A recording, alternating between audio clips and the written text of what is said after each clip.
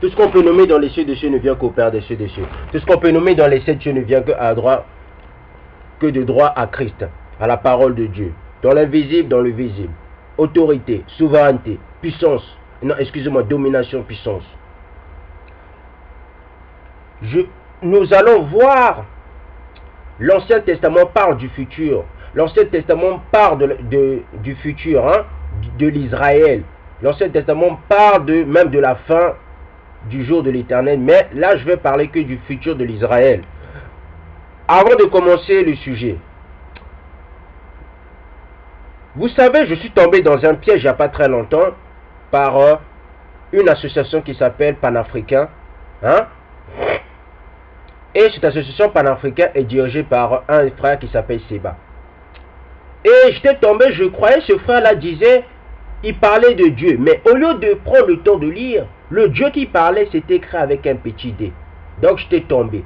Nous allons démontrer selon les Écritures, Christ n'est pas le Dieu éternel de la Bible.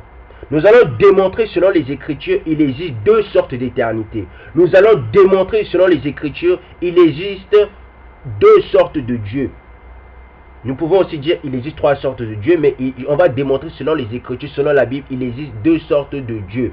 Mais laissez-moi le temps, je vais rassembler le puzzle. Vous comprenez? Donc, à tous ceux qui disent que Christ est Dieu l'éternel lui-même, c'est faux, parce qu'il existe deux sortes d'éternité. Il existe une éternité avec un petit E, il existe une éternité avec un grand E. C'est de cela, quand je vous parlais des deux sortes de réalité, ce n'est pas pour faire pour que je sois un gourou d'une secte, non, pour que j'ai des adeptes, non.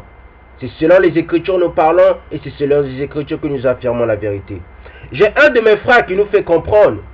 Il a fait 9 ou 8 vidéos il n'y a pas très longtemps. Ce frère l'a dit, la Jérusalem céleste ne se trouve pas sur la terre. Mais je vais démontrer selon ce frère-là, la Jérusalem céleste se trouve sur la terre. Maintenant, on l'a déjà vu avec la majorité des séries que j'ai fait qui démontrent que la Jérusalem se trouve sur terre. Maintenant, pourquoi ce frère-là veut à tout prix que la Jérusalem céleste de Apocalypse 21 ou 22 se trouve au ciel? Parce que ce frère-là, je le comprends. Moi aussi, ce monde matériel ne me donne ni de la joie. Que ce soit même dans le temps millénaire, ça va ni me donner de la joie. Que ce soit même dans le temps d'éternité, ça va ni me donner de la joie. Vous comprenez? Mais néanmoins, je reste dans les Écritures, on reste à sa place, on accepte la vérité, on ne transige pas la vérité, on ne va pas de l'autre côté et on repart de l'autre côté. Non, on reste droit et on marche droit. On évite les embouteillages, on évite de se faire renverser. Maintenant, nous allons rentrer dans le sujet. Hein? À tous ceux qui disent l'Ancien Testament c'est ancien, nous allons voir cela. Êtes-vous des chrétiens? Je comprends pourquoi vous êtes des chrétiens. Un chrétien ne connaît pas le béaba, ne connaît pas la base des Écritures c'est normal. Quand tu leur racontes la vérité, ils cherchent toujours d'autres moyens, ils cherchent toujours d'autres preuves, et ces preuves-là, ce sont des preuves inexistentielles selon les Écritures. Nous allons voir cela pas me dire selon les Écritures, dans les Écritures, nous allons rester dedans. Ésaïe 22 dévoile le futur d'Israël. Nous allons voir cela. Et d'autres passages même d'Ésaïe. Et nous allons aller même dans Jérémie qui dévoile même le futur d'Israël. Nous allons aussi aller dans Michée, Osée, dans tous les prophètes, que ce soit des petits prophètes, des grands prophètes de l'Ancien Testament qui dévoilent le futur de l'Israël. Donc nous allons voir cela, ça va vous bouleverser, vous les chrétiens. Ésaïe 2 jusqu'à 5. Il arrivera dans l'avenir que la montagne de la maison de l'Éternel sera fondée au sommet des montagnes. Donc on nous parle, donc l'Ésaïe c'était un prophète, il parlait du futur. Donc à tous les chrétiens qui veulent nous faire comprendre l'Ancien Testament, c'est que ancien, regardez. Hein? On nous dit il arrivera dans l'avenir, donc c'est pas encore arrivé. Que la montagne de la maison de l'Éternel sera fondée au sommet des montagnes. Elle s'élèvera au-dessus des collines et toutes les nations y afflueront. C'est déjà passé, mes frères chrétiens? Non. Des peuples s'y rendront en foule et diront, venez monter à la montagne de l'Éternel, à la maison du Dieu de Jacob. Donc on nous fait comprendre, au temps futur, au temps millénaire, autour de la Jérusalem céleste. Toutes les nations vont dire, allons-y à la maison du Dieu de Jacob. Montons à la montagne de l'Éternel, à la maison du Dieu de Jacob. Vous comprenez? Je poursuis. Il nous enseignera ses voies et nous marchons dans ses sentiers. En effet, c'est que Sion que sortira la loi et de Jérusalem la parole de l'Éternel. Donc on nous fait comprendre c'est de Sion que va sortir la loi et la parole de l'Éternel qui est Dieu. Hein, la parole de l'Éternel, c'est de Sion que ça sortira. Il sera le juge des nations, l'abbé d'un grand nombre de peuples. Ceux-ci mettront en pièces leur épée pour en faire des socs de charrues et leur lance pour en faire des cèpes. Aucune nation ne prendra plus les armes contre une autre et l'on n'apprendra plus à faire la guerre. Famille de Jacob, venez marchant à la lumière de l'Éternel. Donc on nous fait comprendre, au temps de la fin, la loi sortira d'Israël et de Sion.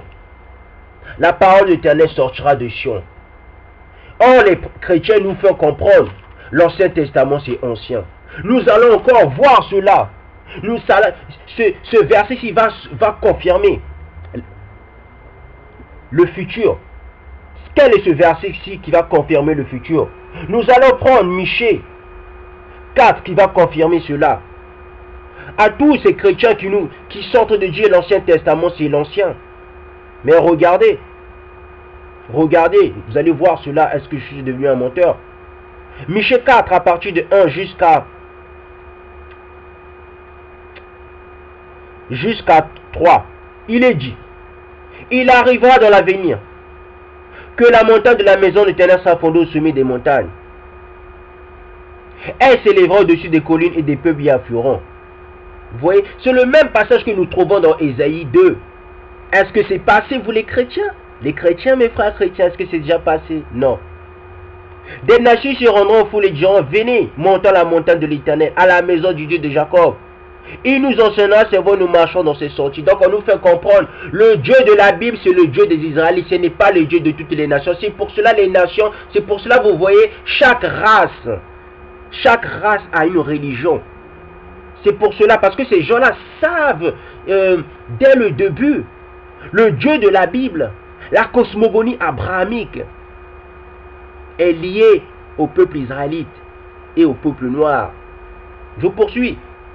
En effet, c'est de Sion que sortira la loi, et de Jérusalem la parole de l'Éternel. Il sera le juge d'un grand nombre de peuples. L'arbitre de nations puissantes lointaines, celles-ci mettront en pièces leur épée pour en faire des socs de charrues, et leur lance pour en faire des serpes. Aucune nation ne prendra plus les armes comme une autre, et l'on n'apprendra plus à faire la guerre. Vous voyez? Vous voyez, mes frères? Hein? Vous voyez? Michée parle du futur. Ésaïe parle du futur. Hein, les chrétiens n'aiment pas entendre cette vérité.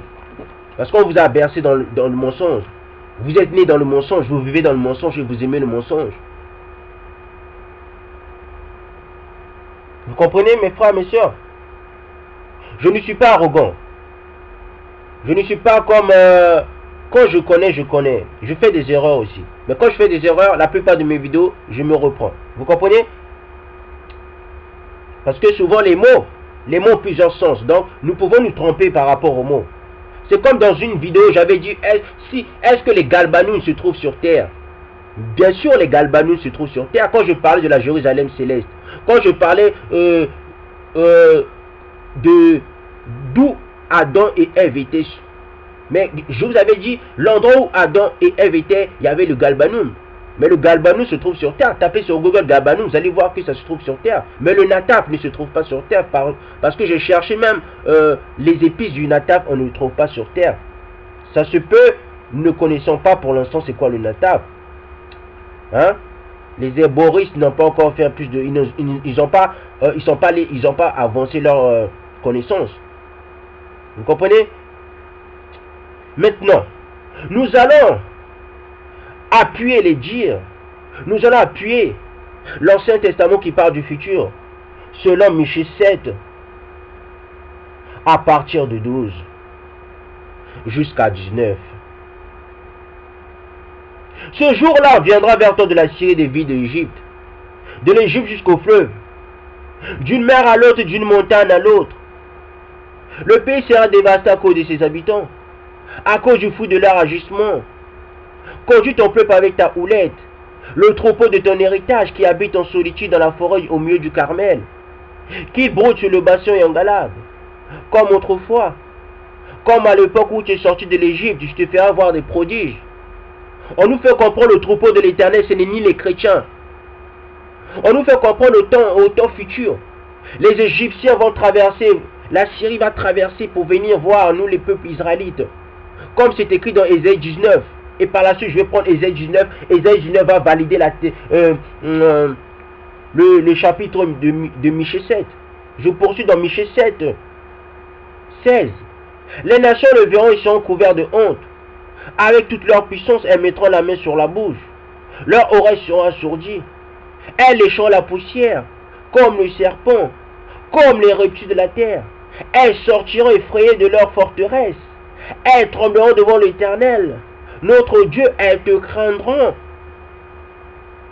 Les nations là, toutes les nations ils sont en train de déshonorer le peuple israélite. Ils sodomisent nos sœurs, ils sodomisent mes petits frères, ils sodomisent nos enfants. Ils nous tuent aux États-Unis, partout dans le monde comme des chiens. Même les animaux sont mieux traités que nous. Ils ne nous craignent pas encore. Ils n'ont pas encore le respect. Parce que nous avons rejeté la sagesse. À quel endroit peut-on trouver la sagesse? La sagesse, c'est dans les lois. C'est dans les préceptes, les commandements, les statuts, les ordonnances. Tout cela, c'est la même chose. Ordonnance, statut, précepte, c'est la même chose. Ordonnance veut dire ordre. Commandement veut dire ordre. Commandement veut dire aussi ordonnance. C'est la même chose. C'est juste l'élévation des mots. Vous comprenez? Je reste toujours dans Michée 7 et 18. Et je vais terminer par Michée 7, 18, 19. Et on nous dit qu'un Dieu est semblable à toi. Tu pardonnes la faute, tu oublies la révolte du reste de ton héritage. Il ne garde pas sa colère à toujours, car il prend plaisir à la bonté. On nous fait comprendre Dieu aime la bonté. Dieu ne va jamais rejeter le peuple israélite. Il nous a punis. Il aura encore compassion de nous, péchinant nos fautes. Donc on nous fait comprendre, il va encore avoir pitié de nous. Je vais maintenant valider le chapitre 7 de Michée 7. Selon Ésaïe 19. Qui dit, Ésaïe 19, 23 jusqu'à 25, il dit, ce jour-là, il y aura une route entre l'Égypte et la Syrie. Les Assyriens se rendront en Égypte et les Égyptiens en Assyrie, et les Égyptiens serviront l'Éternel avec les Assyriens. C'est le même passage que nous trouvons dans Michée 7, à partir de 12, du verset 12. Vous voyez? Donc, Ésaïe 19 et Michée 7, c'est la même chose. Vous comprenez? Je poursuis, je vais terminer avec Ésaïe 19, 24, 25, qui dit, ce jour-là, Israël sera le troisième avec l'Égypte et la Syrie, à être une bénédiction pour toute la terre. L'Éternel, le chef de l'univers, les bénit en disant, béni soit l'Égypte, mon peuple, la Syrie, que j'ai créée de mes mains, et Israël, mon héritage.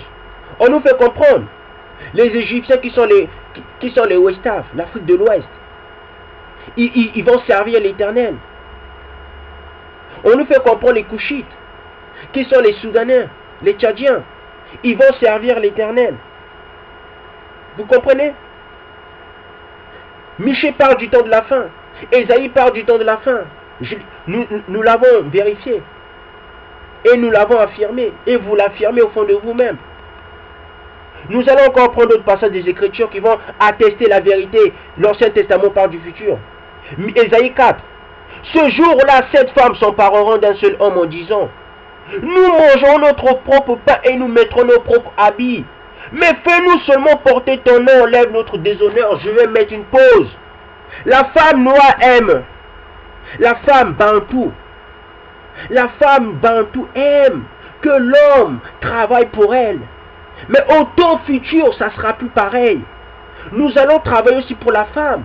Nous allons sortir de la maison pour aller chercher de la nourriture afin de nourrir la femme et les enfants. Mais la femme aussi, elle va comprendre l'importance d'un bantou, d'un mari bantou, d'un frère bantou. Je repars en arrière à toutes ces femmes qui veulent que leur homme, à eux, leur entretien de tout. Ils veulent que leur homme va travailler, mais eux, ils ne veulent pas travailler. Je ne dis pas que la femme noire doit aller travailler, que l'homme doit rester à la maison, l'homme ne doit pas travailler. C'est faux. Moi qui vous parle, je dois aller travailler. Parce que c'est quoi le travail? Le mot travail vient de la langue grecque. Ça veut dire esclavage. Vous comprenez? Si vous voulez comprendre c'est quoi le mot travail, travail veut dire esclavage, déjà de 1. Maintenant, si je reste dans cette conception, dans cette perception, sans abolir ce mot-là qui sonne l'esclavage, mais je vais dire, quand tu travailles ton intelligence. Donc, le travail sert à exercer ton intelligence. Le travail, c'est ça. C'est ni plus ni moins. C'est ça. Quand tu travailles, c'est pour travailler ta capacité d'intelligence. L'intelligence va avec l'esprit de compréhension. Donc, quand on travaille, le travail va avec l'esprit de compréhension. Les activités que nous faisons vont avec l'esprit de compréhension. Si vous connaissez les 7 esprits de Dieu. Donc, avant de dire que la Jérusalem céleste ne se trouve pas sur terre, déjà toi, mon frère qui fait cette vidéo-là, hein, mon frère là, Israël là, il n'y a pas très longtemps, tu as commencé à faire les vidéos. Déjà, connais déjà c'est qui les 7 esprits de Dieu. Avant de parler de Dieu, d'abord, connais d'abord qui sont les 7 esprits de Dieu, d'accord?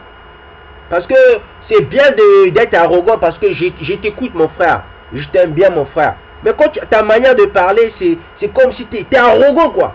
Parce que là, maintenant, tu sais que tu es israélite, donc tu es arrogant. Mais au fond de toi, tu es un homme bien, parce que la vérité que tu apportes, c'est sincère, c'est vrai. Mais d'un autre côté, tu as de l'arrogance. Vous comprenez? C'est pour cela que j'ai un frère, l'un des hommes les plus intelligents de tous les Bantous. Mon frère, l'aigle spirituel. Ce sont des frères qui sont sages. Vous comprenez? Même s'ils ont une manière de parler, mais leur manière de parler n'est pas comme toi, mon frère.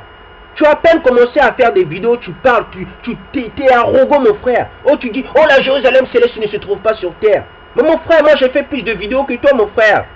Je connais plus de choses que toi, mais c'est pas pour cela que je m'enorgueille, c'est pas pour cela que je vais faire, oh, je connais, oh, nani, non. J'ai toujours dit, si ma manière de parler, ça choque les gens, je demande pardon.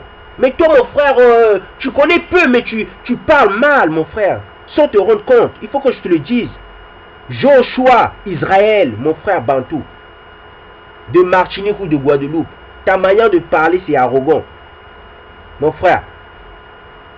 Je poursuis avec Ésaïe 4, 2. Jusqu'à Ésaïe 4, Ésaïe 4, 2 jusqu'à 6. Vous comprenez? Donc c'est pas encore arrivé, les femmes bantoues disent non, moi je veux me marier avec toi, non, je veux rester avec toi, je veux être lié avec toi. Mais vous voyez, Ésaïe 4.1 n'est pas encore arrivé. Donc Ésaïe parle du temps futur. Je poursuis avec Ésaïe 4.2. À ce moment-là, le jambe de l'Éternel sera splendide et glorieux, et le fruit du pays sera source de fierté et d'honneur pour les rescapés d'Israël. Ceux qui subsisteront, ceux qui auront survécu à Jérusalem seront appelés saints. Donc on dit ceux qui vont survivre, ils vont être appelés saints. Un chrétien n'est pas saint, ce n'est pas possible, ce n'est pas possible. Pourquoi ce n'est pas possible? Parce que Ésaïe 4 parle du temps de la fin. Ésaïe 4 parle du futur. Et dans le futur, Ésaïe nous démontre qui sont les saints. Les saints, ce n'est pas un chrétien. Un chrétien n'est pas saint, ce n'est pas possible. Parce que je l'ai démontré, les prophètes de l'Ancien Testament parlent du futur. Donc, à plus forte raison, comment ça se fait ceux qui parlent du futur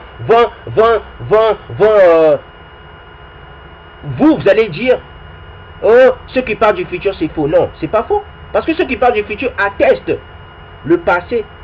On ne peut parler du futur si on ne connaît pas le passé. Moi, si je parle du futur parce que je connais le passé, vous comprenez? Je poursuis. Ésaïe 4, 4. Cela arrivera lorsque le Seigneur aura lavé les sueurs des filles de Sion et purifié Jérusalem du sang qui se trouve au milieu d'elle par le souffle du jugement et par le souffle de la destruction. L'Éternel fera alors pareil sur toute l'étendue du mont Sion et sur ses lieux de réunion. Une nuée fumante pendant le jour et un feu de flamme éclatante pendant la nuit. Car tout ce qui est glorieux sera abrité. Donc on nous fait comprendre, la montagne de Sion c'est une porte du ciel.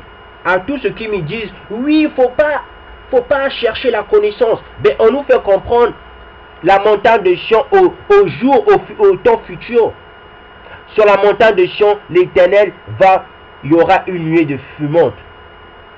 Il y aura des flammes éclatantes. Mais c'est quoi ça? Ce n'est pas la porte du ciel. Le vent, la lune, ainsi de suite, ne traversent pas les portes. Et je termine. Ésaïe 4:6. Il y aura un abri pour donner de l'ombre contre la chaleur du jour. On nous fait comprendre où se trouve Israël. C'est un endroit qui a de la chaleur. Est-ce que, dites-moi sincèrement, de tout votre cœur et de toute votre âme, Israël se trouve au Moyen-Orient, en Asie mineure. Est-ce que c'est une terre de chaleur? Est-ce que c'est la terre comme l'Afrique? Puisque l'Afrique s'appelle Kachopa. L'Afrique s'appelle terre du soleil. Est-ce que c'est pareil? Je vais terminer avec Ésaïe 4:6. Il y aura un abri pour donner de l'ombre contre la chaleur du jour, et pour servir de refuge et de protection contre l'orage et la pluie.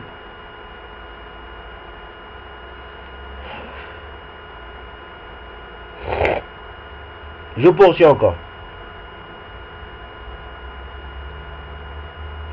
Nous allons maintenant feuilleter. Nous allons chercher encore d'autres passages de l'Ancien Testament qui parlent du temps futur.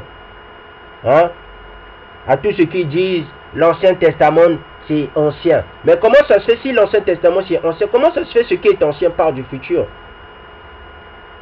Si c'est ancien, si ce qui est ancien parle du futur, ce n'est plus ancien. Puisque le mot même histoire, l'histoire veut dire le passé. Le futur n'a rien à voir avec l'ancien. Ce qui est ancien, c'est le passé. Mais comment ça se fait si c'est l'Ancien Testament, mais l'Ancien Testament parle du futur? Vous jouez avec les mots.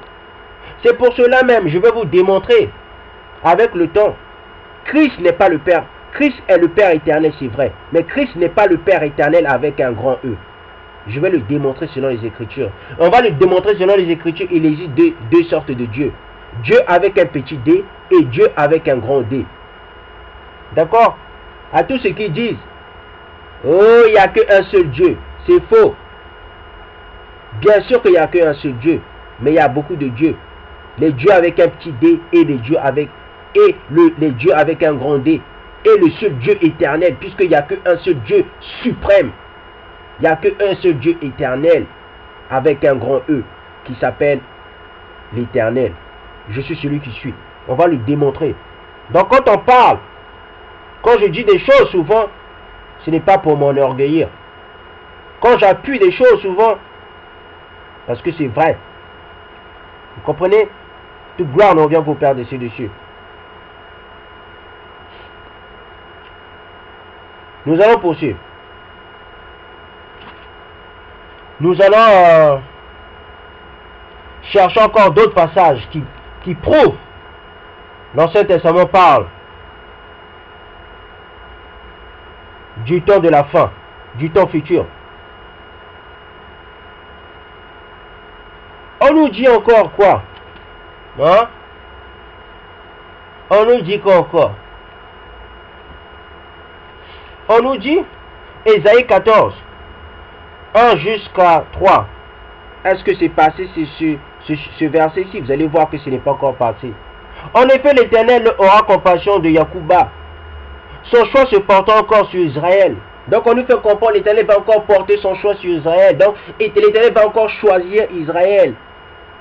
À tous ceux qui disent, oh, l'Éternel a rejeté Israël. On nous dit qu'encore, il leur accordera du repos sur leur terre. Les étrangers se joindront à eux. Il se rattachera à la famille de Yacouba. Donc on nous fait comprendre, les étrangers vont se rattacher. C'est pour cela la plupart de mes frères font des vidéos, ils disent, oui, les étrangers vont se greffer à Israël. Bien sûr, les étrangers vont se greffer à Israël, mais un étranger n'est pas un Israélite. Vous le voulez ou pas, c'est vrai. Un étranger, c'est pas un Israélite. Même si ils vont se greffer aux Israélites, ce ne seront jamais des Israélites, ce n'est pas possible. On dit qu'ils vont se rattacher. Donc ils vont comprendre l'importance du peuple israélite. Je poursuis encore. Ils vont se joindre à eux. Des peuples les prendront et les conduiront chez eux, et la communauté d'Israël prendra possession d'eux dans le pays de l'Éternel. Donc on nous fait comprendre, les étrangers vont nous prendre, ils vont nous ramener chez nous. Ces étrangers qui sodomisent nos sœurs en Madagascar. Ces étrangers qui sodomisent nos sœurs au Brésil. Ces étrangers qui sodomisent nos sœurs au Cuba. Ces étrangers qui sodomisent nos sœurs en Afrique, qui ont 10 ans, au Sénégal. Les Bantous qui sont au Sénégal. Les Bantous qui sont en Centrafrique. Ces étrangers-là. Ces étrangers-là, quand ils sont à la retraite, ils vont en Afrique pour avoir des, pour avoir des jeunes femmes. Ils se marient en Afrique pour avoir qui se marient avec des jeunes femmes qui ont que 18 ans, 21 ans. Ou bien qui se marient au Cameroun avec des jeunes femmes qui veulent avoir une vie convenable. C'est ces étrangers-là qu'on parle. Je dis la vérité parce que la vérité bouleverse, la vérité matraque, la vérité repousse le mensonge. Mes paroles font mal parce que mes paroles sont véridiques. Mes paroles ne sont pas arrogantes parce que mes paroles sont vraies. Je poursuis avec Ésaïe 14 qui dit, hein? Ils retiendront prisonniers ceux qui les avaient déportés, dominant ceux qui les opprimaient. Donc on nous fait comprendre, nous allons retenir prisonniers ceux qui nous dominaient, ceux qui nous ont déportés, dans ceux qui nous ont mis en esclavage, ceux qui nous ont mis prisonniers chez eux. On dit on va dominer sur eux. Vous, mes frères qui faites les vidéos sur YouTube, vous avez peur de dire cela, non? Moi je le dis. Si vous avez peur de parler du mot dominer, moi je m'appelle Courage. Mon nom veut aussi dire dominer. D'accord, je suis content. Toute gloire ne revient qu'au Père des cieux. On ne veut pas dire, parce qu'on ne veut pas dire qu'on va dominer sur un peuple que nous allons faire ce que ces peuples nous ont fait. Non. Nous ne sommes pas des animaux. Nous ne sommes pas des bêtes. Nous avons un cerveau. Nous sommes pacifiques. Mais nous aimons la justice. Et nous aimons la justice, mais avec peur. Et c'est pour cela qu'il faut enlever la lâcheté, il faut enlever la peur. Et quand on va enlever la peur, nous aurons une justice véritable. Parce que la justice que nous demandons pour l'instant, c'est une justice de peur. Nous sommes des peureux. Quand je parle de domination, mais Ésaïe 14 parle de domination. Ésaïe 14 dit que nous allons dominer sur ceux qui nous oppressent. Est-ce qu'il y a un crime? D'accord? Hein? Quand Dieu dit, j'ai donné autorité, souveraineté, domination, puissance à Christ. Maintenant, est-ce que quand Dieu le dit, est-ce que la domination c'est devenu maintenant la suprématie? Non. Dieu ne parle pas de la suprématie dans la Bible. Dieu parle de la supériorité dans la Bible. Et moi je le dis et je suis content de parler de la supériorité. Si vous n'aimez pas être supérieur, ça c'est votre problème. D'accord? Dieu n'a jamais parlé de la suprématie, mais Dieu parle de la supériorité. Maintenant, nous allons faire une deuxième partie. On va toujours rester dedans. On va toujours parler du temps de la fin. Et je vais d'abord terminer par... Bon, là j'aurai pas le temps. Et nous allons prendre prochainement Ésaïe 24. Et nous allons terminer par Ésaïe. Et nous allons commencer par Ésaïe 24. Donc, à tous les chrétiens qui disent, oh l'Ancien Testament c'est ancien. Mais venez me dire, venez me donner maintenant les versets qui disent cela. Moi je vous ai donné une petite partie et je vais faire 5 parties même, ça se peut.